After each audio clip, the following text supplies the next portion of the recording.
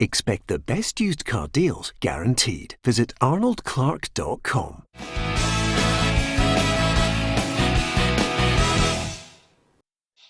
Welcome to Peter and Roughie's Football Show, sponsored by Arnold Clark. I'm Peter Martin, Alan Rough, Darren Jackson and Hugh McDonald here with me on this Tuesday. Great to have your company. Don't forget, like, share and follow us, and you can see those three ball faces next to me as regularly as you want to. It's as simple as that.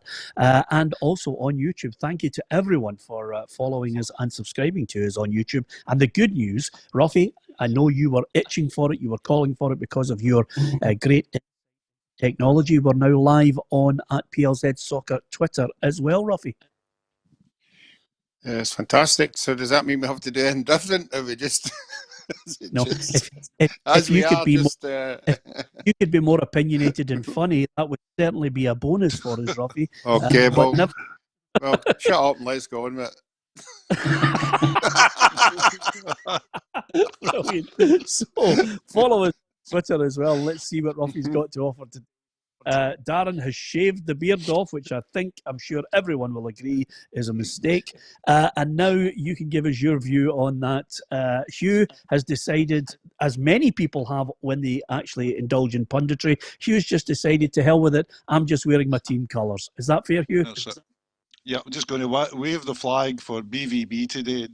So Dortmund, a biased account of Borussia Dortmund. As you know, their Klassiker, 5:30 tonight, Bayern Munich versus Borussia Dortmund.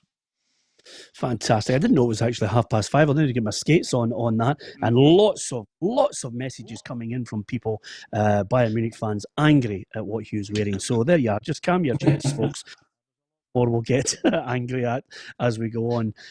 Mark Simpson, hi to you. Don Clark as well. Afternoon to you. Martin Kerr.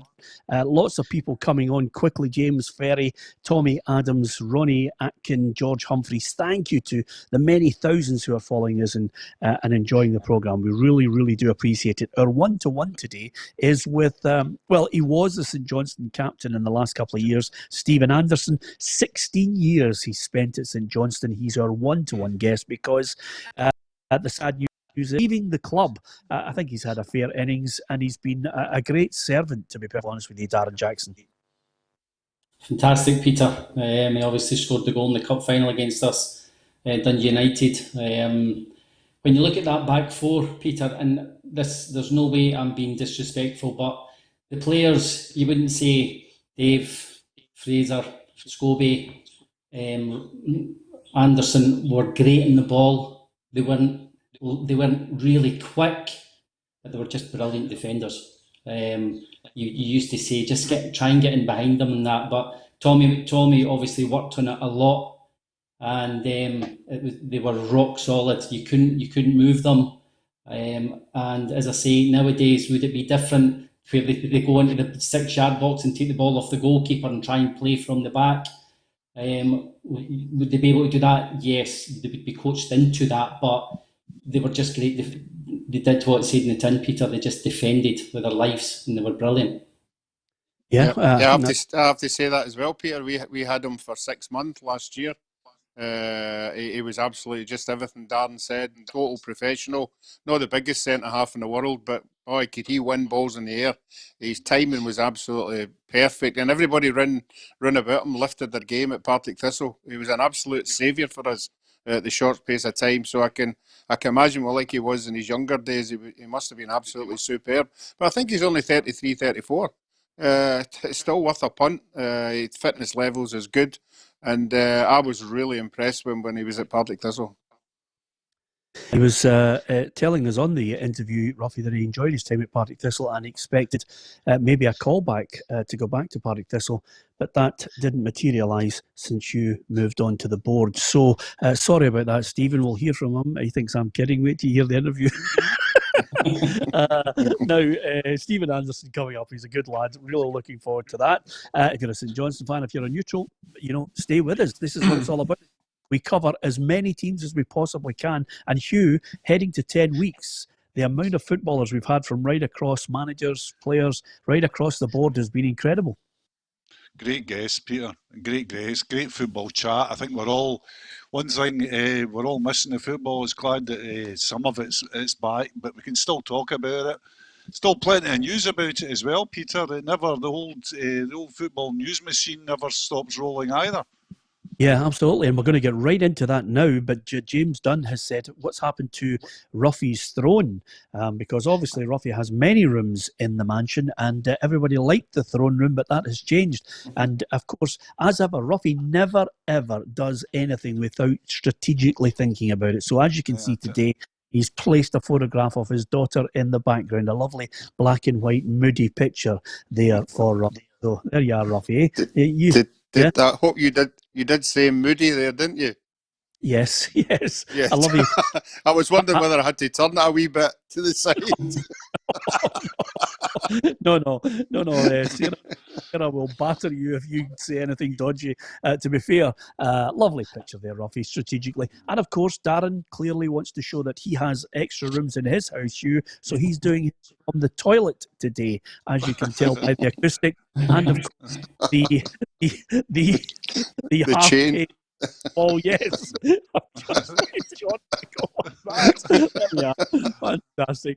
I've actually got the cap here. Magnificent. Because Brian, with of course Barry's cap and his strip from the France game, Barry, transferred £25,000 to NHS Scotland for us, for your cap, Darren. So that's absolutely magnificent. You've got the cap there. Why you would keep it in the toilet is beyond me. But nevertheless, there. Peter, can I ask Darren, was it one cap a year or was it a cap for every game? Cap for every game. Wow, fantastic. Was it what cap? No, I just want to know. We only got a year. We only got a cap at the end of every year that said 78, 79 or whatever it was. So if you see roughly that's the date and the game on. But what I'm saying is you get one for every game, yeah? Yeah, yes. So I played in 13, fantastic. I played in 13 qualifying games, so I got 13 Brilliant. caps. Beautiful. Well, fantastic. I've only got 10. Yeah, for the full 10 years, Rafi. Yeah. For 10 years of torture, you're going to add. I got in first. No, you're a top draw keeper, Rafi. No, I'm your biggest fan as a goalkeeper. There are two elements of your life, Rafi, that I can't. One is you were a top goalkeeper, and two, you're a fantastic tennis player. The other 19 that annoy the life out of me about you, I'm not going to.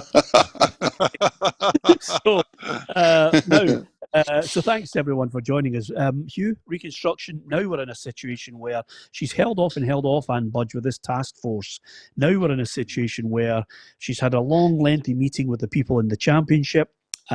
She seems to be getting some kind of backing of a short-term reconstruction. Aberdeen certainly weighing in to support her. Now I think the next 48 hours we're going to find out the real crux of the matter. Can they get 11 out of 12 in the Premiership? Can they get overall 32 out of 42 clubs to back it? Yeah, and I think from day one, Peter, I've been very sceptical about that. I think once it comes to money, the clubs, I think quite rightly, but looking after themselves, they want to dilute their dosh. I also think there's a residue of maybe animosity is going too far, but maybe resentment to what happened early on, over the votes, SPFL votes earlier on. I don't see her getting the majority. I think, as a further, if I could throw in, I think, reconstruction of with 14, which I really want, I would like that. I don't know if we'll have 14 and 14 clubs by the time it kicks in. Well, that's one of the reasons, Darren Jackson, I think they should be looking at the likes of Kelty and Brora and anybody else, because I think as time goes on here, people are going to realise that there are some clubs who are not going to make it unless, and here's the big one, unless the government intervenes to bail them out, to get them to a point where they survive. I think the next stage is the begging bowl. Is that me, Peter? Yeah. Sorry, but I got cut off there. I missed the question. Frozen. Well, Sorry. I'm thinking the reconstruction is basically now they either think about it seriously and don't kibosh it, or clubs could go to the wall. I think the next part of this process is, if you bin the idea of reconstruction to help everyone, the next part for me is they're going to have to go with a begging bowl to the government and say, help us, because we're not going to make it. I think they are going to have to go to the government, Peter, yes. I think there's no doubt clubs are going to struggle.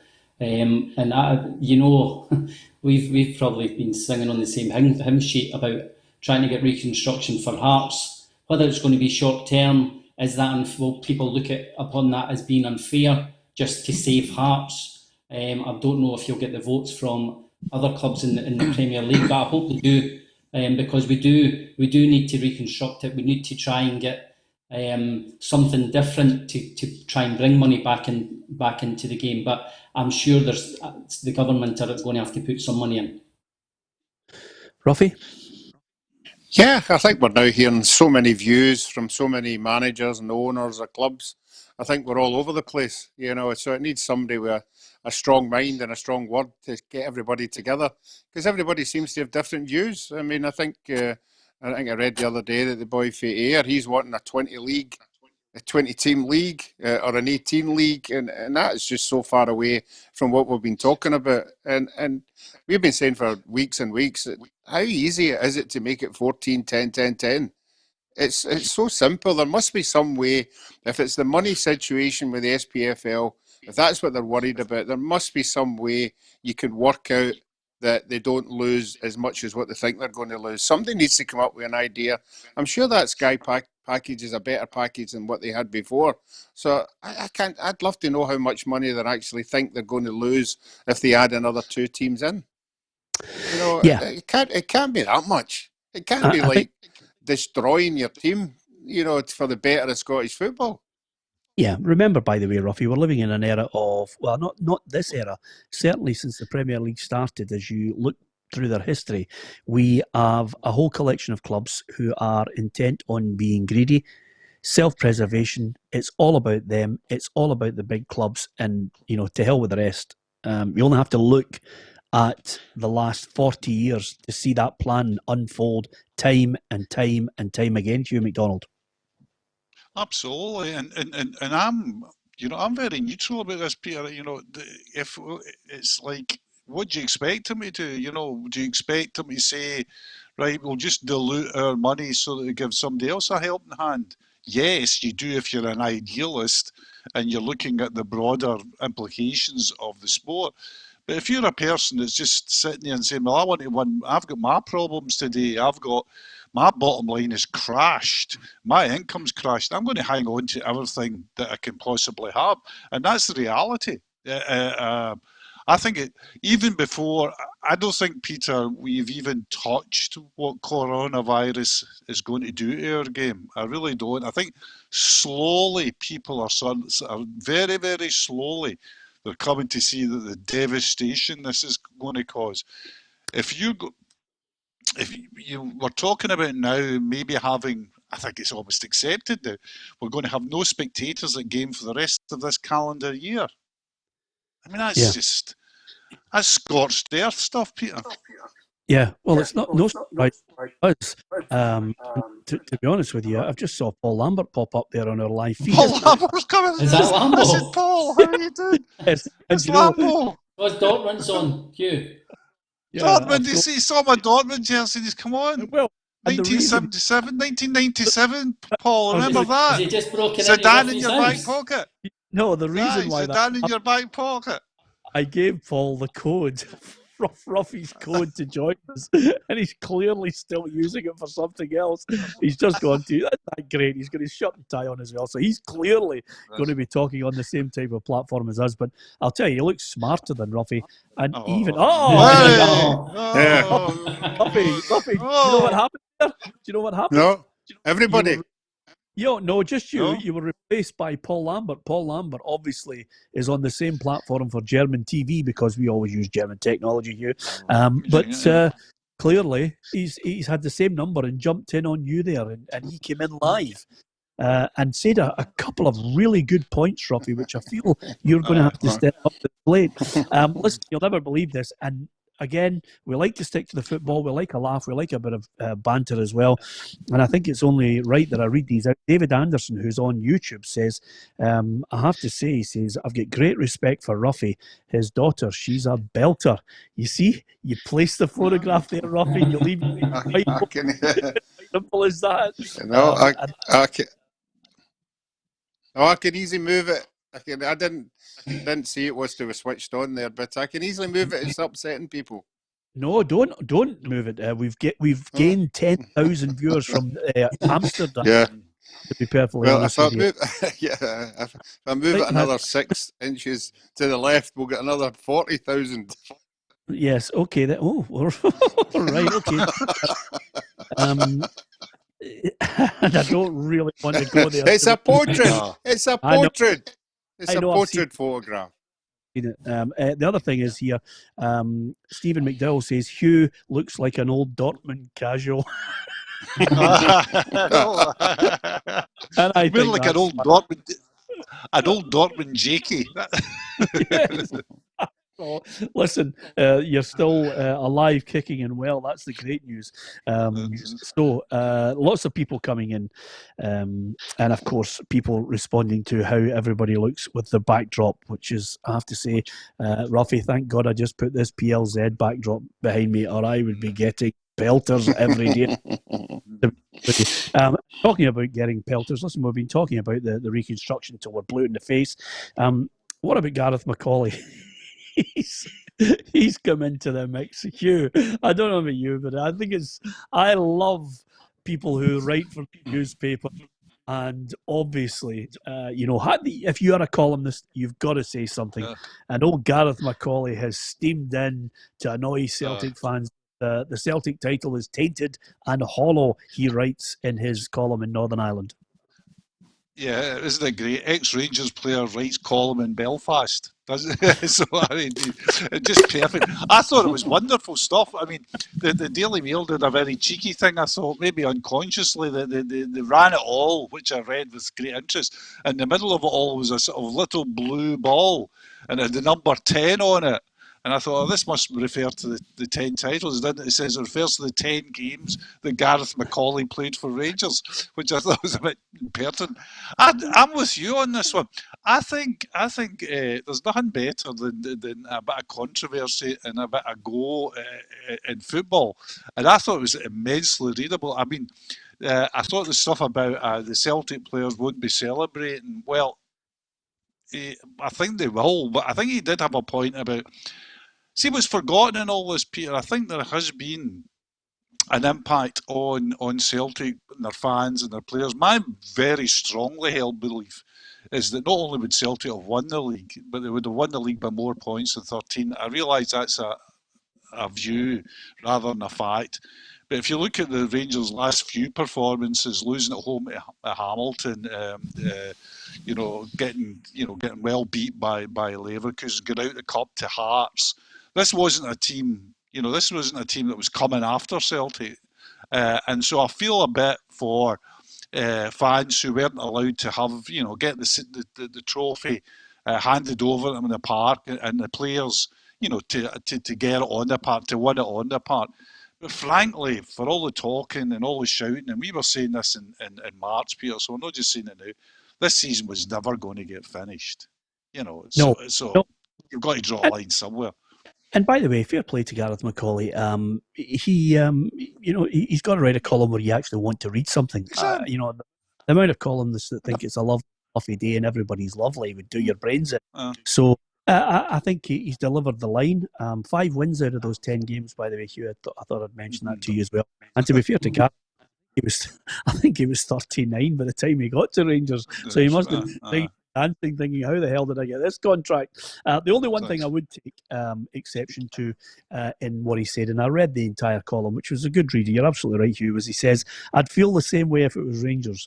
Writing a column in Northern Ireland, bloody saying it in your column in Northern Ireland if that was the case. But nevertheless, that was the only minor technicality I had with it. But other than that, it was a right good reading, a right good noise up. Because Darren, that's what you want. You want a good noise up. You want people to say something, throw the odd grenade, and then just watch the people arguing and fighting over it.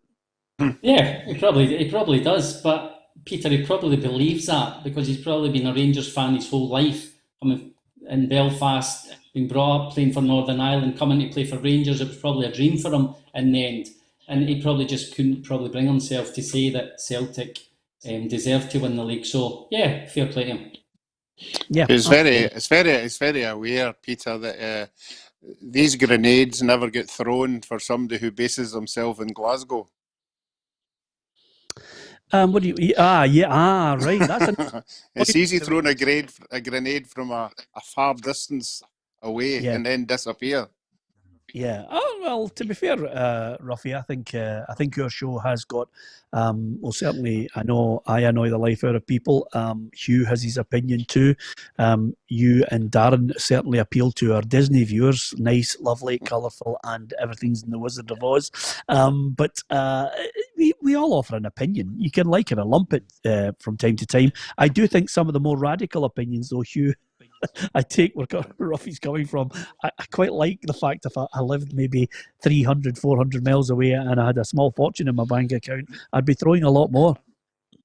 Well, the big thing I learned, Peter, when I came into sports journalism full time, which was towards the end of my journalistic career, I learned very quickly, and I'd been in big jobs before. I'd been a chief sub, been a literary editor, been deputy sports editor, but I didn't realise the big thing you need is a thick skin.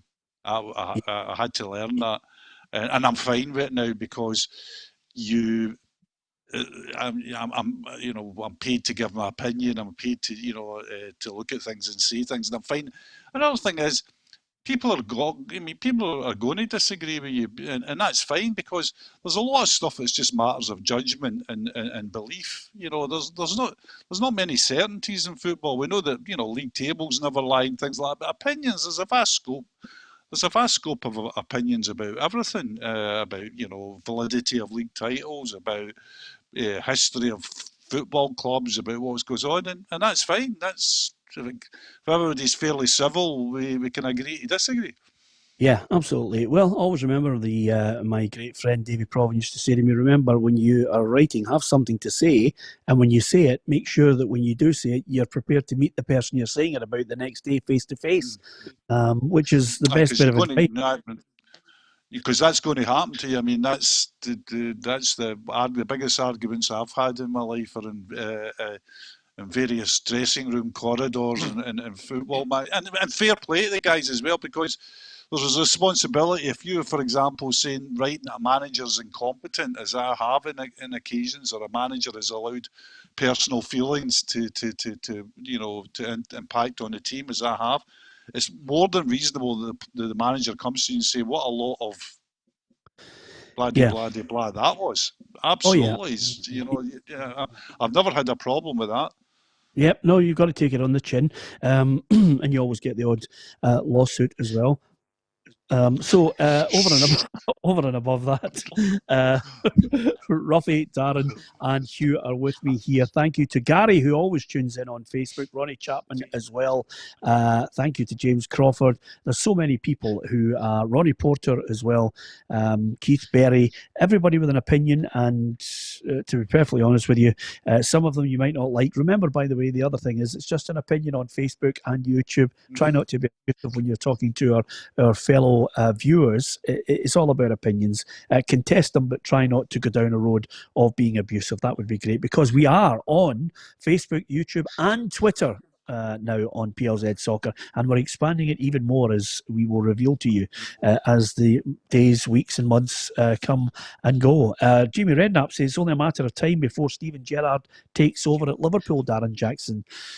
I don't know about you, but unless I'm living on another planet, I think Steven Gerrard has to try and do something that John Barnes couldn't do up here. I think he has to win something first. And I don't think Liverpool are a club who are going down the road of an old boys club anymore. No, I wouldn't think so, Peter. I think you're right. Stephen does have to win something next season. Because obviously that's his aim. His aim is to be Liverpool manager. Would he always, if it didn't happen at Rangers, would he always be welcome back to Liverpool? Yes, I think he would in some capacity. Now, whether he can work himself way up to be the manager again there, you just don't know. But I think for him himself, I think he knows, he will know that he needs to win a trophy next year with Rangers to enhance his managerial credentials. Yeah. To eventually get the Liverpool job, because you know that you would imagine that's his aim. It's a club he loves. It's a club he served incredibly with. He'll want to be a Liverpool manager. Now, will he follow Klopp? I'm not sure about that. I think Klopp is going to be at Liverpool for the next 5 to 10 years. He's building what I would call a dynasty there. Is that fair? Yeah, he's there as long as he wants to be, Peter. I mean, there might come a time where, for example, he might find the German job. There might be a time where he might find the Bayern Munich job is interesting. That would be a real cracker. The next Dortmund manager managing Munich. He's now Klopp is now at the stage where his shelf life at Liverpool, Peter, is as long as he wants it for what he's done. He's won a Champions League and he's won the Premiership for him. That buys him so much time, even in this crazy world of managers getting sacked after, a couple of defeats. That buys him time. And now his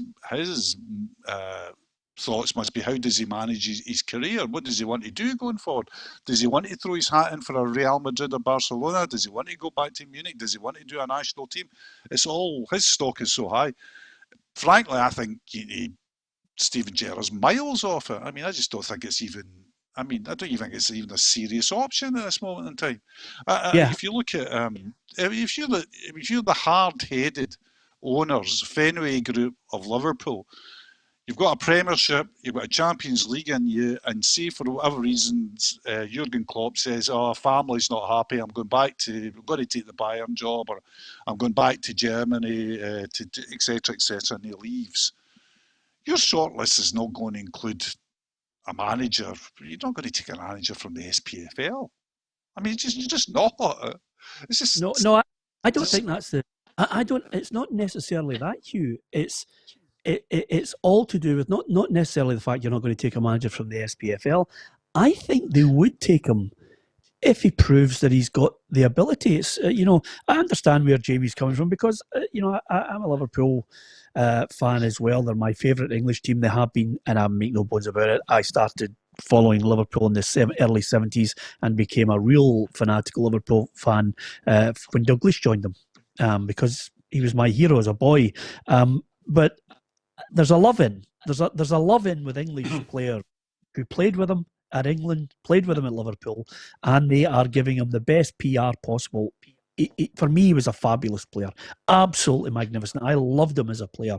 Now, as a manager, I'm just looking at him and saying, okay, you've made Rangers a better team. They're better organised, but you need to win something. You need to do something special to show us that you're now, the player is gone. You're now a special manager, Roughie. And that, for me, that's the line in the sand here. Yeah, but I don't think a cup's going to do that. I don't think a cup's going to elevate him. A Scottish Cup or a League Cup. It would have to be something like a league win, which I think people would take notice of. I think the best chance he's got, and I don't know if he would, and I don't know if he could be a sort of an understudy to Klopp, and be there at Liverpool, waiting in Klopp making that move that Hugh's talking about. And he's prepared to just sit there and sample everything that Klopp can give him. And if he's in the sort of a vicinity, he's got a better chance. Because if that job did come up, there'll be so many managers available. Pochettino would be heads and shoulders above what Steven Gerrard's done. So these are the kind of managers that he would be competing with. So I think the step up for him would be what Liverpool used to do. They bring somebody into the background, and then they would elevate themselves up. But as you say, things have changed now. Top clubs, really top clubs, go for top managers. They go for top managers who have won a European Cup, who have won the Champions League, who've won, a large trophy. And that's why I don't think Steven Gerrard winning a Scottish Cup or a League Cup would elevate him to the guy that's what Liverpool want. Peter, Peter, I would say that he's that much a legend and hero at the club. It's all about timing as well. Now, Lenny got the Celtic job. It was all about timing because he's a legend in what he had done at the club. Solskjaer hadn't really done anything, but timing, he got the Man United job. So you never know, timing could be in his favour at the right, obviously at the right time as well. Yeah, listen, that's a very good point you make, Darren. I just think this is a club, I don't know, it's a very good point you make. I think it's a defendable point, Hugh, but for me, I still think there's a slight, if anything, I'll offer a slight difference here, Hugh, on what Darren has just said, which is quite simply, that's fine if you are in a two-horse race, because you're taking over a job and you're thinking, okay, I only have to either beat Rangers, or only have to either beat a half-decent Aberdeen, or maybe a Hibs and a Hearts pushing to a certain point. But there's a great imbalance in Scottish football. In English football, there's now a situation where I think they've got a lower tolerance rate for time. And I think the stakes are so high financially. And I think they've got 5 or 6 runners in their Grand National. We've only ever got 1, 2 at a push, maybe 3 if you're lucky in the last 30 years. But they've got riders. I'll agree with you there, okay? To an extent that Lenny was coming in replacing the manager that just won 7 out of 7 trophies. The pressure on Neil to go and do that, and you're right, it's a two-horse race. That was second time. That's second time around. Second time, first, yes. The first time around, he's going. It's a different game. Yeah, but as I say, it's all about timing. First time around, Rangers are on their knees. I don't even think they're in the league.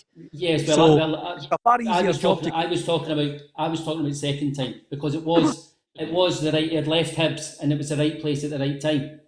Yeah, but first time. time. So, and I've said how well he's done, but Klopp could easily, as you said, Klopp could easily get the German job, and it might just come up at the wrong time for Liverpool again, and he might just be, again, I say, the right place at the right time. Yeah, but the other thing as well is, look at the success Brendan Rodgers had up here, all the trophies he won and the winning the leagues and everything. Look at the team he commanded when he went to England. All right, they're doing well just now, but they weren't one of the big ones. No, Leicester City, for all the success he had up here, he took Leicester City. He wasn't in the shout-out list for the top 6 or the top 7. And that's where the success he had up here. And Steven Gerrard's not had anywhere near that kind of success that Brendan Rodgers had. Yeah, listen, it's a great pub argument. If only we could all go to pubs and have a pint. And of course, Hugh would have a Coca-Cola, to be honest with you. But to be perfectly honest with you, a number of people have steamed in on this one. But quite simply, Rangers weren't in the league. Neil Lennon, first time around, knew the club and had a half-decent chance of at least steadying the ship when he came in first time around. This time around, Liverpool in the very... the last few years, they've just moved on to another level as a club and winning things, Hugh McDonald. Yeah, absolutely. But Darren made an excellent point about timing. Look at Frank Lampard at Chelsea. Timing absolutely perfect for him. He gets that job, and he gets that job as well because they decided they've been down the big managers route, the Contes, Ancelottis, and the Sarris.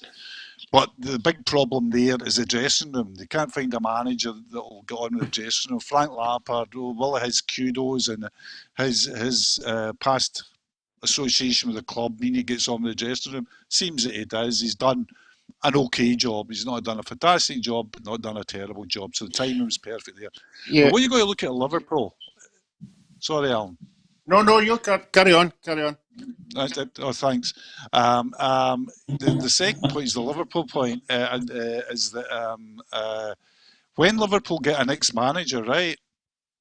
When they get an ex-manager, they'll be in a good position. They're coming. They're a Champions League winning team. They're a team that have won the Premiership. They're a team that have done this and that and the next thing. So they'll be picking from the best of the bunch. I mean, can you imagine the Darren's talking, Roughie's talking about Pochettino. Every big manager in the world outside, say, the Barcelonas and Real Madrids, Manchester United, for obvious reasons, will be wanting that job. It's one of the biggest. It's now one of the biggest jobs in the world again. Back to the 70s and 80s, Peter. Absolutely, I agree with you. Listen, lots to talk about, and of course, we like to obviously look back at specific things that have happened on a particular day as well.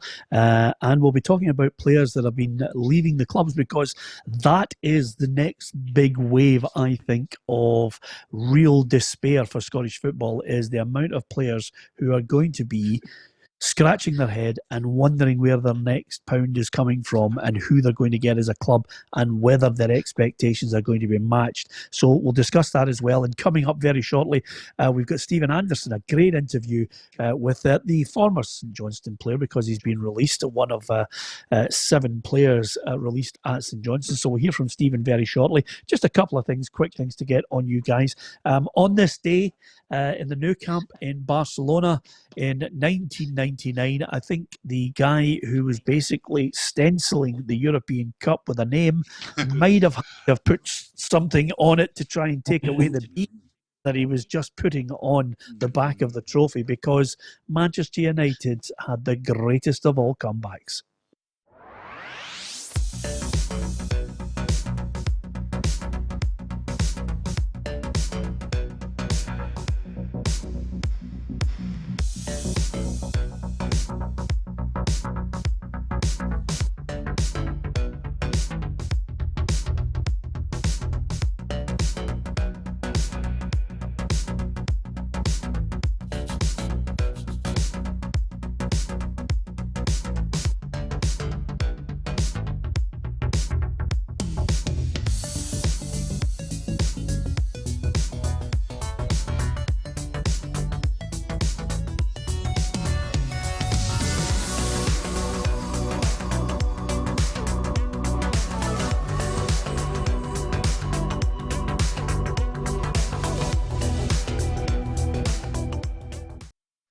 Rafi, there are certain games you always remember that get you jumping out of your seat because you cannot believe what's just happened. And I look back in that game and I can remember what I was doing. I was jumping out of my seat going, oh, mother of, I cannot believe this.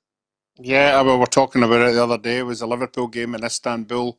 This is up there with it. You know, if you were to win the top trophy, the best time to win it would be late on in the game, very late on in the game. And you're right, you know, the Germans try to see the game out. And Man U just kept going right until the end. And they just got everything that was going for them late on in that game, and a well-deserved winner. Yeah, my mate, Hugh McDonald, Jim, has just said, yeah, I remember that game. He says, we missed the first 5 minutes of it and said, this is going to be rubbish. Should we watch it? So glad we stopped. I remember my son, we were on a cruise for the Liverpool AC Milan game, and at half time we were watching it in the little room, and Ali said to me at scene, that's it, I said, I'll be up for a pint, I'm not bothered about it, there's nothing going to happen in this game. You know, when I wandered up later to tell him the score, it was a bit surprised, to say the least, you know. But Manchester United, what a way to win it, what a way for Fergie to get his hands on that trophy. A very weakened team. I mean, always a good team, Manchester United, but weakened from suspensions going into it. Had Beckham, I think, played central midfield that day as well. Yes, yeah. So good on them. Good on them. Great result. So Peter and Roughie is now away, Darren. So I think it's just me and you that's got to talk. No, there you are. There's the team, Darin. Give us your thoughts on it. I mean, it's absolutely incredible, isn't it? I don't know if Darren's there, Peter, but I'll give you my thoughts. I think that lacking Keane and Scholes in midfield, would they be the two players you would actually say, the whole engine room's out of that in midfield. The defence is obviously as good as it ever was, but and obviously they had the players to come on with Sheringham and Solskjaer, but having a midfield that was stripped of Scholes and Keane, it just enhances that achievement. Yeah, well, I was going to say, Darren, I don't think many people would have remembered Jasper Blomqvist played in the game from the start. Yeah, just before I got cut off there, when you said Beckham played midfield, I would have told you in midfield. I remember the game like it was yesterday. It was incredible, and I think the most astonishing thing is when you need someone to drive you on, and they didn't have a Keane in that game. It's amazing the drive that Fergie installed in all of them. Never say die, were never beat, and obviously they had won the two trophies, so they were confident. And once they scored the first goal, I think I can remember them saying, right, let's settle down, we'll go into extra time. And I think Fergie had said, no, we'll win it here. And it's maybe easy saying that now, but that's the belief he had in his team, and that's the belief he installed in his team. Yeah, the one picture that stays in my mind throughout it all, Rafi, is the fact that when you look at Sir Matt Busby, he was born on this very day as a man, again, who comes from my area in Lanarkshire, as some of the most talented people ever to play sport or indeed to pioneer anything in Great Britain come from, Rafi. I only wish you'd come from this area, Rafi, but unfortunately you weren't lucky enough. But Sir Matt Busby was able to see United win the Premier League. But, Fergie would have been so proud to emulate what Sir Matt achieved in '68 by winning that Champions League in 1999. Yeah, but it must have brought some fantastic memories back to everybody associated with the club. Obviously, with the history of club, what they went through, obviously a lot of years previously, and the memories would just all come back for these good times and the bad times. So it's always a wonderful night, particularly when you win anything, but to win that particularly trophy with everything that was going on behind the scenes, and to win it when they won it, made it even better. Jenna Reid is in Beijing in China. And the reason I mention that, guys, is because we've got people watching in China. We've got people watching in Vietnam. We've got a Hibby that watches in Vietnam, Darren, so he'll be delighted you're on a Tuesday. Peter, I went over for 8 days to play in China. It only lasted 8 days, and I went to Beijing and Shanghai training camps. After 8 days, I said, no, it's not for me. When I was at Celtic. You went over to China for 8 days? I had a 2-year contract. I was going over to see the place and trained, and then after 8 days, I said, no, it's not for me. I'm coming home. And this is honest truth. And I know what you're going to say. I sent every single bit of clothing over to where I was going, and I didn't get anything back. Did you hand back your signing on fee as well? I never got any. It wasn't the same. It wasn't the same as it is now. But 8 days, again a story, Peter, a quick one. It was the first day the new airport opened in Hong Kong, and I needed some food, and so I went up to the bureau to change, and I went up and I said to the boy, "Can you get change?" And he looked and he went, "Darren Jackson." He said, "I'm a Celtic fan." Chinese boy who studied in Glasgow, and he was a Celtic fan, so I asked him if I could get a better rate than what he was offering. Well worth waiting on that. The other thing I was going to say to you, Rafi, is don't talk to him about wages and signing on fees. He's touchy. Oh, I know. I know. Exactly. Yeah, I know. He goes in a huff, by the way. He doesn't even phone you, for God's sake. Anyway, Jenna, who's a big Chinese football fan, says, yeah, I remember Darren. He was murdered for those 8 days. So that's fantastic. Well, that bit. Jenna didn't say that. Anyway, apart from anything else, at least Roughie has been to 2 World Cups, says Hugh Smiley. Hugh, you'll need to have a think about that, because Roughie's been to 3 World Cups. So a couple of things before we get into Stephen Anderson. Well worth watching Stephen Anderson on our 1-to-1. We're on Twitter, we're on Facebook, we're on YouTube as well. We've got an expanding platform. Thank you to everyone following us. Like, share and follow on Facebook and subscribe to us on our YouTube channel. It's absolutely fantastic. We're so delighted with the figures of this football show through the lockdown and before it as well. We've got a great team that are sticking together here, and hopefully we can bring you football all the way through the summer as well. The worrying thing, of course, is that a number of players are now wondering where their future's going, Hugh McDonald. And today we have a situation with Stephen Whittaker, Bogdan and Slivka from Hibs. They've been released. 7 players from St Johnstone. We had 17 players from Dunfermline. Queen of the South released players. There's going to be a whole raft of players wondering where their future lies in the summer. Yeah, there's going to be a whole situation of footballers of a certain quality, age, that when their contracts run out for this season, they're going to be let go because clubs won't want to pay them for or renew a contract because of stringencies, and clubs will also know that the market is going to be flooded when they do want to sign players. So there's going to be an absolute reservoir of players out there that they can sign. So it's really worrying times there'll be very, very few players, Peter, this summer, certainly in the Championship and below, whose contracts run out and will be renewed. Yeah, don't forget also, while you're watching the programme, if you're back at your house or anywhere in your house and you just feel like opening a tin of Schlitz or Red Stripe or any old beer from the 1980s, why not do it? Roughie did it when Hugh.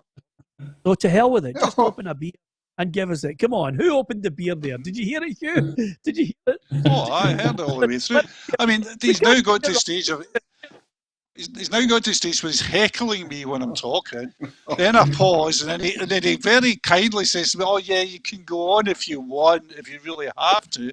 Then when I go on, then when I get another question, he just says, "I'm not listening to this old whatever. I'm just going to open a can of beer in the middle of it." There's dancing girls going to appear the next time I'm on, Peter. Yeah, absolutely. Don't rule it out. We've already got should be so lucky. So the whole place is going nuts. We're now starting to strategically place photographs and everything behind us, awards that we want to never. And this programme's going mental. And Martin Miller says, "My beer day is tomorrow," because I think some people have a line, Darren, a threshold where they think to themselves, we're in lockdown. There's certain designated days you're allowed a beer. If you're drinking on a Tuesday and having Monday, Tuesday, Wednesday, Peter's out. Thursday through to Sunday. Yeah, there's a guy who's been brought up well. Hugh, there's absolutely no point in talking to you about this because your wonderful colourful history, which was any day with a Y in it. So I'm absolutely you still with us. I would go across international date lines so I could get so I could be drinking in 2 days at the same time, Peter.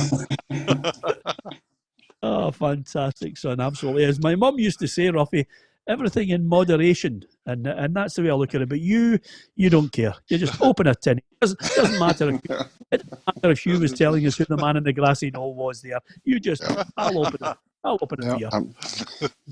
Yeah, I'm sorry, as you know, Peter, I don't drink out of cans. I'm a bottle man or draft. So I can't be blamed for that one. But yeah, you're right, in moderation. Somebody would have to tell me what moderation is. See if I'm breaking the moderation. See if I'm breaking the moderation rules. Yes. Maybe I should ask the Prime Minister what moderation means. Yeah, Stephen Middlemass says right now every day is drinking day. So, Stephen, who are we to argue with you? I mean, everybody's got a level where they obviously think, especially when it's sunny, Peter. Ah, yeah, that's right. Like the day. It's hard not to. Yeah, absolutely. I think that as well. So, Hi to Gary, John Aird, as well as Don Clark and Mitch McEwen. And Roughie, did he not have a contract with tenants back then? I wonder about that, Roughie. Did you not do deals? I saw some, maybe the last couple of days, I've witnessed some great old photographs of the. Remember, you used to have the tenants lager girls, Roughie? Yes, I did. My first wife was a tenants lager girl, and tenants were the main sponsor of Scottish football, and we did. Scotland did a lot of photographs, promotional photographs, and yeah, I think you actually posted one with me and Asa Hartford. I think it was. They were promoting the Scotland national team. Yeah. You see, Darin, he married one of the lager girls. If there was a chance for a sponsorship deal, Roughie was in there. I'm saying nothing when he's talking about first legs and second legs. So, I'll just sit here quietly, Peter. Well, thank you to the thousands of people commenting on our YouTube, Twitter, and of course our Facebook. This is the Football Show sponsored by Arnold Clark. Like, share, and follow us, and of course subscribe on our YouTube channel. Darren Jackson, Hugh McDonald, and Alan Ruff are here. We are going to hear now from a man who is facing up to the fact that he is a released player from St Johnstone. He spent 16 years there. He scored a goal in the Scottish Cup final. Sadly, Darren was in the Dundee United dugout that day when St Johnstone really did they upset the odds? Were they the underdogs? Who knows? We'll get Darren's thoughts after we hear from the main man who's looking for another club this very day. It's Stephen Anderson. Well, I'm delighted to say joining us on the Football Show is a St Johnstone legend. It's the only way to sum it up. It makes you feel old, Stephen Anderson, but on this day of all days, can you sum up your emotions when you know you'll be leaving St Johnstone? I think just more happy emotions over the 16 years, been very successful. And as I say, you could maybe see it in the press and you think, oh well, 16 years, but nah. In a personal point of view, nah, I'm a bit sad I'm leaving, but I'm happy that the way the club has been in the last 16 years. Yeah, and did you see it coming? Yeah, of course. I've not played that regular at all. From obviously I was at Partick Thistle. I was over 18 months ago. Had 6 months there or 4 months there, and then obviously never played much this season. And I went along to Rafe Rovers, and I've been there since. So yeah, it was always going to come eventually, and I think probably the right time now. Yeah, you're still going to kick a ball. You've got a couple of years, maybe. Yeah. Hopefully, I'd like to think I've got a few years left. And just need to wait and see. With everything that's going on with football at the moment, you never know. But as I say, I'm here, I'm waiting, and my phone will be on loud anyway over the summer. Yeah, I mean, that's the point that I think many a footballer's looking at is weighing up the options in what is an ever-diminishing market. Players are getting released. Clubs wonder if they're going to survive. You just wonder what the future holds for not only yourself, but everyone in Scottish football. Yeah, it's unprecedented times, and you never know what's going to happen with clubs, reconstruction or anything like that at the moment. It's very unknown, and players out of contract like myself, and there's going to be lots of players out of contract, and it's just unheard of, to be honest. Yeah, let's look back over the 16 years. Hard to believe it. 2004. Hey, you've been through a few managers in your time, by the way. Which one sticks in your mind? Are there a few special ones that you'll never forget? Well, I've got to obviously talk about the first manager who signed me from Dundee United. It was John Conley. I was very fortunate. I went on trial. He liked me when I was there. I played a trialist game as my first game. Against St Mirren, I can always remember that. And now I've got to give everything to him as well for signing me, for having faith in me at a young age to go and play first team football. And hopefully, I like to think I did okay for the club as well. And obviously, the other managers, Owen Coyle coming in,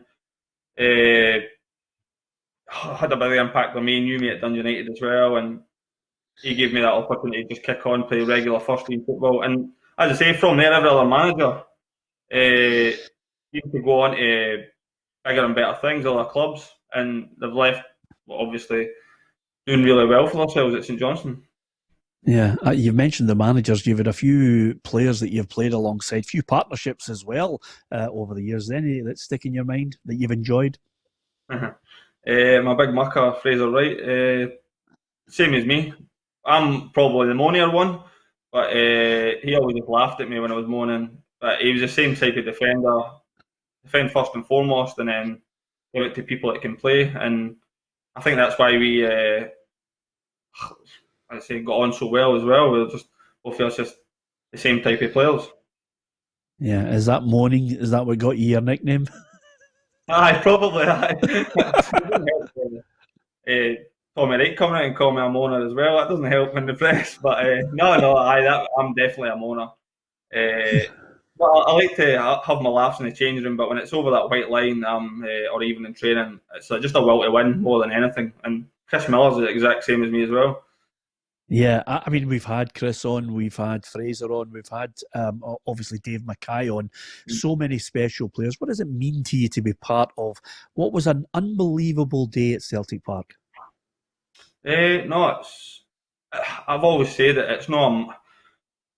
It's a great achievement to win a cup and that, but at the moment, because I'm still playing, it probably doesn't feel that much. But to play with the players, they were incredible. Like Dave Mackay, probably the best player I played with up there, were the best player I play with. Fraser Mucker at centre back, Chris Miller, Steve McLean. It's a great core of players there, and the dressing room was different class. It was cutthroat, as I say. You couldn't do anything without getting slaughtered. But I think that was the makeup, and it was a great dressing room, and I'm just delighted I was part of it. Did you feel confident that day you could win the cup? It was a strange one, actually. I wasn't that nervous. I don't know if it was the lead up. The gaffer Tommy Wright had it down to a T, to be honest. We'd done the press earlier in the week, got that out of the way, and if you looked at the comments of Tommy Wright, he put all the pressure on Dundee United. It was all about them. They're young, hungry, and basically took the pressure away from us. And to be fair, that season I think when we got beat once for them, we got hammered with them 4-0 maybe up at Tannadice, and other games we had the better of them. Maybe won twice against them before that game. So no, we were confident, but there was not a lot of pressure on us because I felt Tommy Wright had it down to a T. The one thing that people look back on in cup finals is they always seem to have all these heroes that they think are going to be the men to step forward to score a goal, but up pops Stephen Anderson to score. I mean, that's the stuff of dreams. That's Roy of the Rovers stuff, your story. I know it is. It's great scoring a goal, but as people say, I'm probably that miserable. I talk about defending, and I was, well, it's true, and I don't know if you've read up, but that's just me. I want to keep a clean sheet. That's what I'm paid for. And at least I know if I keep a clean sheet. But people in that team that could score goals, Steve McLean, Stevie May, they were the goal scorers in that team. But my job was to keep clean sheets. But no, I'll take the goal. I'm happy that I scored as well. Have you got that cup final shirt in the frame? Have you kept the medal somewhere safe? Actually, for the first few years, I didn't actually have the medal in my wife's jewellery box. But as a birthday present, she got it framed with the medal within the strip. So it's up on the wall in the other room. Brilliant. That's a great tale. I mean, of course, with cup wins, with high positions that St Johnstone have finished in the league on a regular basis, comes European football. That must have been special to you. Yeah, of course. That's great going to these countries where you don't expect to go and play these teams that you never expected to play against. And you ain't heard of them as well. One game for me sticks out as a Rosenborg game where we went there, Tommy Wright's first game. His actually team talk was incredible. I always remember it, that he felt like he could beat anybody. In that game, we went over there and beat them 1-0 and couldn't believe it. But he felt like he could beat anybody on their day. And they days in the European games were different class. From your own perspective, you mentioned there you want to play on for a couple of years. What next after that? I mean, is it coaching? Have you worked out a plan, a strategy? At the moment, coaching. Yeah, of course I want to do some sort of coaching, but I've been doing the PFA course at Napier University, Applied Management in Football. So just completed that, and I'm going at the following course, one more year at Napier, and it's on business and sport and enterprise, or business, enterprise and sport. So I'm still studying for that. I've got another year of that. So hopefully if I graduate from that, I can maybe go into some sort of business side of football. stay in the sport industry anyway. That's first and foremost, and then take where it takes me from there. I don't know. It's just one of these things. It's an unknown at the moment. So basically, what you're telling me is, if they don't make you manager of St Johnstone, you'll come back and just buy the club. I wish I could. Maybe you give me a sub. Absolutely. Listen, with my money and Chris Miller's fitness money, we could maybe buy a seat. Never mind the club. But, never that. I mean, it's a great lesson and a great example to so many footballers. The path you're taking, because quite simply, because of what's happening around us, loading the bases is always what I tell everybody, whether it's journalism, whether it's football. Try and get as many possibilities in your career as possible, which I think from your perspective there, many a young person would do well to listen to. Yeah. I think that's what has got to happen now. I think it's got to be focused on younger players. I wish when I was younger I started it earlier in my career, but now there's got to be an emphasis on it, especially with everything that's going on, for younger players to go and get an education and look after football. Because as I say, it doesn't last long, and as I say, 16 years for me has went incredibly quick. But yeah, definitely. And the PFA, to be fair to them, they're actually focused on that at the moment, and just hope people take that on board and obviously plan for the future. Just before you go, Stephen, it would be remiss of me not to then maybe pick your brains and look at where we are in Scottish football. If you could, and it's a $64,000 question, what changes would you like to see in the game to benefit Scottish football? I'm not sure, to be honest. It's a grey area and it's not in my remit at the moment. But when I'm looking at it, I think we should extend the Premier League. Not in that it stops Hearts coming down and obviously all that stuff as well, but I think more a marketing point of view, it looks more a proposal, to be fair, on TV as well. Like, you could have more derbies, all these type of things as well. But as I say, it's a hard question, and as I say, I'm glad I'm not have to make that decision. Yeah, here's one that I will be able to pick your brains on in 16 years of experience. Has it annoyed you or become something that you're just so used to playing teams 4 times in a season? Because Paul McStay once said to me that he said, I was playing teams 4 times in a season. He says people actually knew which way I was going to jink. They could tell sometimes if there was a step over. You just get to know players so well, it becomes repetitive. You could say that, but then with video analysis now, so you do your studies on other players anyway, so they'll know that. But yeah, it probably does get a bit annoying. You're playing, it's not even that, you could be playing them more times in cups as well, but it's a bit frustrating with the 4 times anyway in the league, or possibly 4 times, but I think something needs to change, but I don't know what that is and how that's going to work. So as I say, I'm just glad I'm not making that decision. Yeah, and the final point, which I think every St Johnstone fan will undoubtedly be giving you a pat on the back. Dare I say it, you might be going, but you'll be coming back to many a Scottish Cup final commemorative dinner. That's what happens with these sort of things. But the fans will never forget you. What message would you give to the St Johnstone fans about your 16 years in Perth? No, what can I say? They stuck by me. That's one good thing. As obviously I was younger, I made mistakes, all these type of things. I still make mistakes, but not as big. But no, they stuck by me and supported me, and that supported the club. And I like to think I've paid them back with obviously them sticking by me. And hopefully the club can flourish now and go on to bigger and better things. You never know; they could win another cup. They've got a good core of players, young players there who can grow into it, and you never know. Hopefully they can go win more silverware.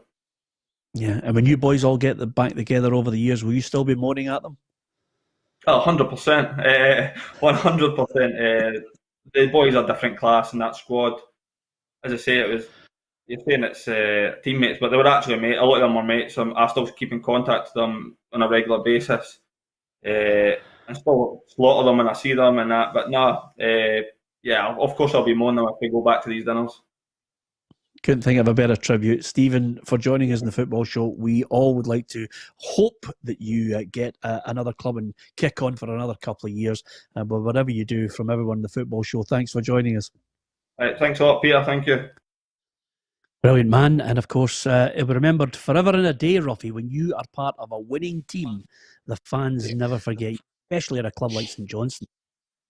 Yeah, and more importantly, there's not many players like him, stay about a club as long as what he did.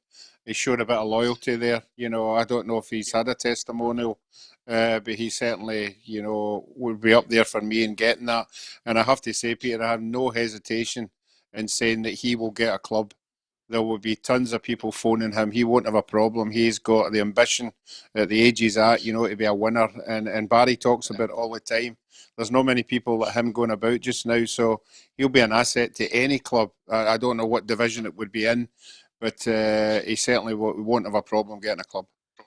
Yeah, well, what a nice compliment, Roughie. And over and above that, Hugh, I think the message that Stephen Anderson put out there, if ever you could bottle it and hand it over to young kids, and I always mention it to anyone when I'm giving them advice, is load the bases, an old baseball analogy. Try and get as many skills as you possibly can so that you've got options in your life. Yeah. And I wish you'd told me that when we first met, Peter. It's a wee bit late to come out with that advice now. I'm in the scrap heap of life and I'm just hearing it now. But I'll tell you one thing, Stephen Anderson is the kind of guy that you wish everything. I don't really know him that very well. I've been in mixed zones, as they say, with him, and always remember the mixed zone after the Scottish Cup final and the sheer delight, but the humility he showed in there as well, talking about his teammates, who could go on and about it. And it's just, I know it'll be a really tough day for Darin, but Darin will know that for some people in their life in football, there's people who deserve things and they work for them, and I think Stephen comes into that category. Yeah, you don't. That's what he's saying. I can tell by the look on your face, you took that the opposite way, didn't you? Listen, Peter, if I put my hand in my heart, they did deserve it on the day. There was two massive points for us in the game. When Ryan Down hit the post and it ran along the goal line and actually went out for a by kick, how it missed the far post. And then Nadir had a free kick that hit the underside of the bar, and the goalies dived and actually landed on the ball on the goal line. So you look at the aim, but if I'm looking at the whole game, they deserve to win.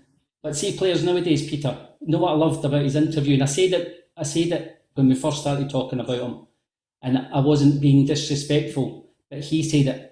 The honesty he said there was, we were paid to defend. Fraser Wright and I defended, and we gave it to the people that could play. People want to think, I want to be a player now, I want to do a step over and I want to pass it 40, 50 yards. They defended, first and foremost, and it was the back four, but the two of them were solid. I mean, brilliant in the air.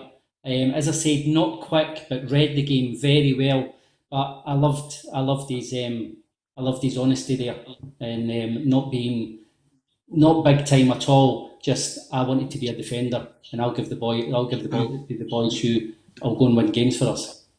Yeah, and forgive me for this, just before we talk about the last topic, forgive me for this, but Rafi, you're well aware of the fact we've had more than a few St Johnstone players on this programme. I mean, Fraser Wright has the same qualities that Darren's talking about, and the one who epitomised it all for me was Dave Mackay. We've had Dave on more than a few occasions.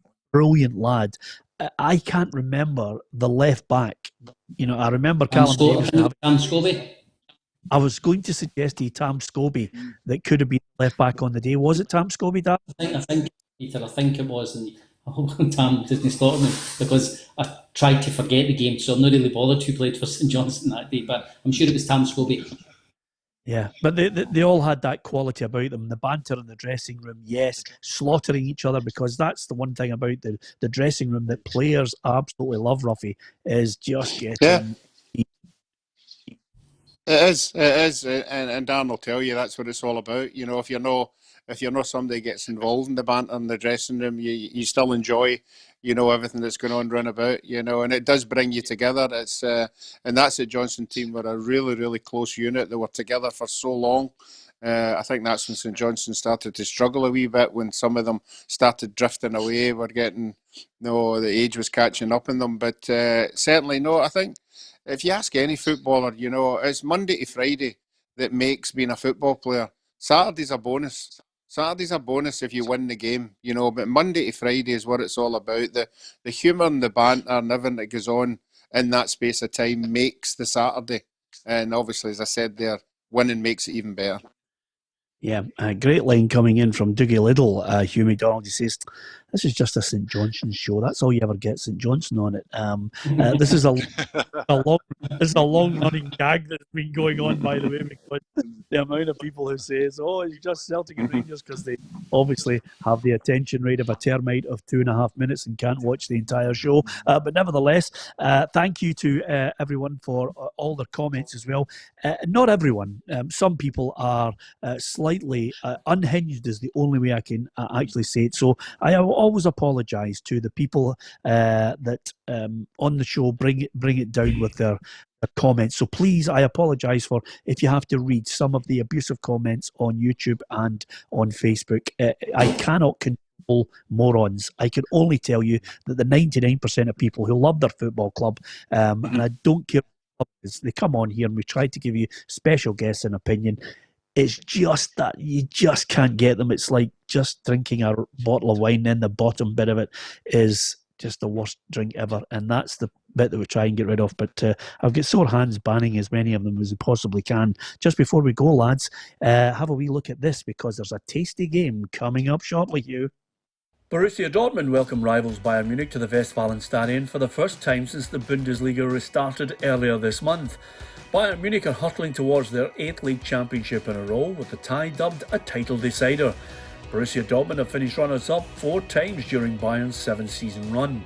Dortmund came out on top against Bayern earlier in the season, beating them 2-0 in the DFL Super Cup. But Munich hammered the rivals 4-0 at the Allianz Arena in Hansi Flick's first game as coach in November. The home side need a victory to close the 4-point gap at the top of the table.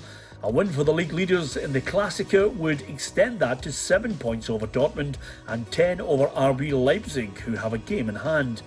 Dortmund will be without their famous yellow wall for the match, with supporters banned from entering the stadium amid the coronavirus pandemic. Erling Haaland will be the one to watch in tonight's clash, having scored 13 goals in 13 games since January. However, it's Munich striker Robert Lewandowski who leads the scoring charts with 27 goals this season. A win would all but seal the league for Bayern Munich, but can Dortmund keep the title race alive for a few weeks longer? Couple of photographs of Lewandowski in a Borussia Dortmund strip, and then in his Bayern Munich strip. Boy, he would.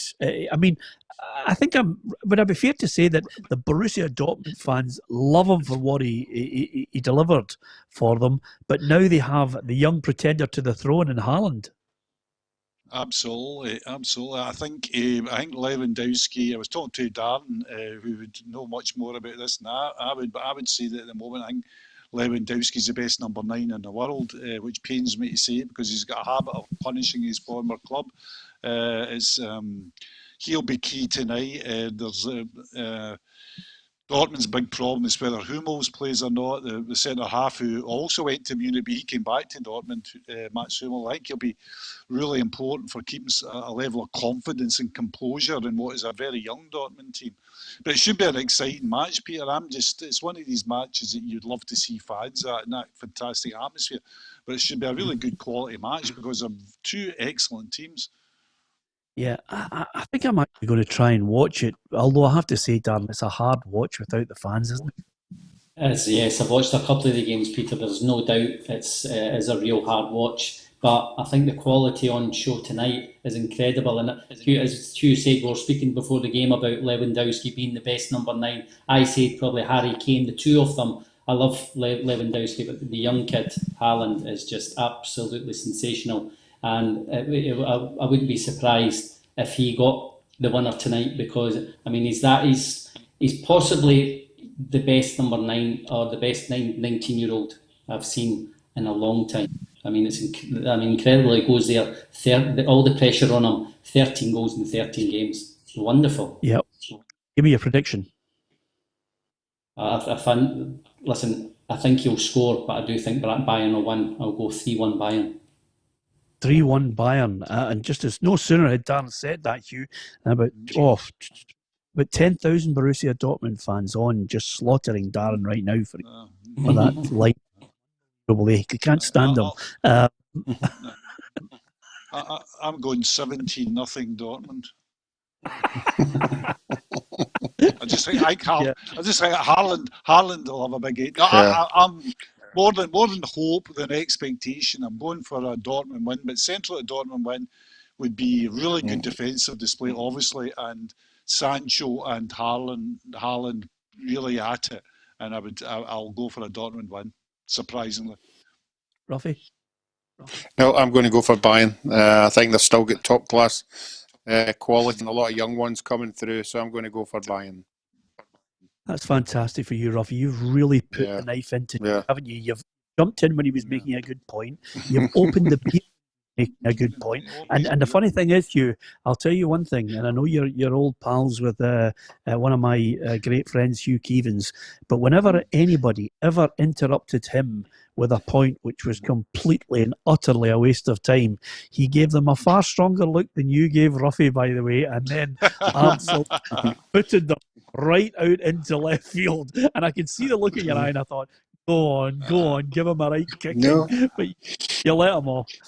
Incidentally, yeah, absolutely. So do I, by the way, but every now and then, he's good kicking. The other thing is the number in the raffle for Ruffy's daughter is 64514. Totally mad. Listen, the amount of people who've got on your daughter on this has been incredible, Ruffy. So I can't wait for tomorrow's photograph. It's just incredible. You've got everybody's imagination. And again, I wonder, we mentioned and we slaughtered Hugh Darren's beard and moustache the other week, last Tuesday on the programme.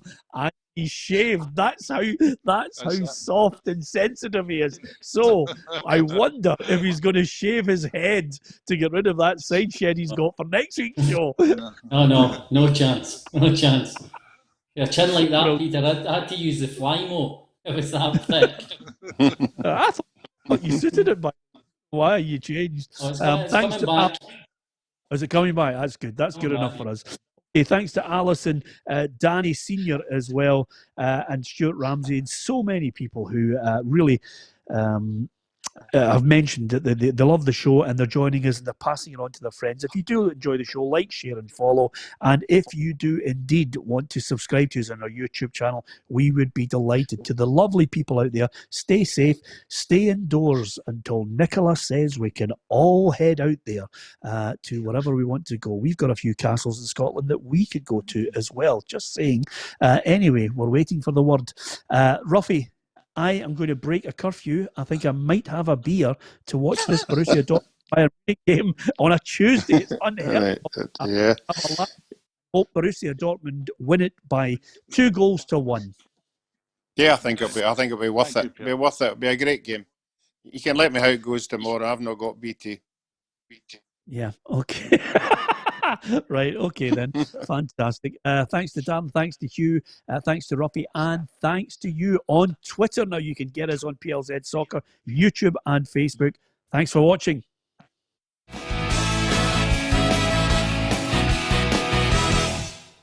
Expect the best used car deals guaranteed. Visit arnoldclark.com.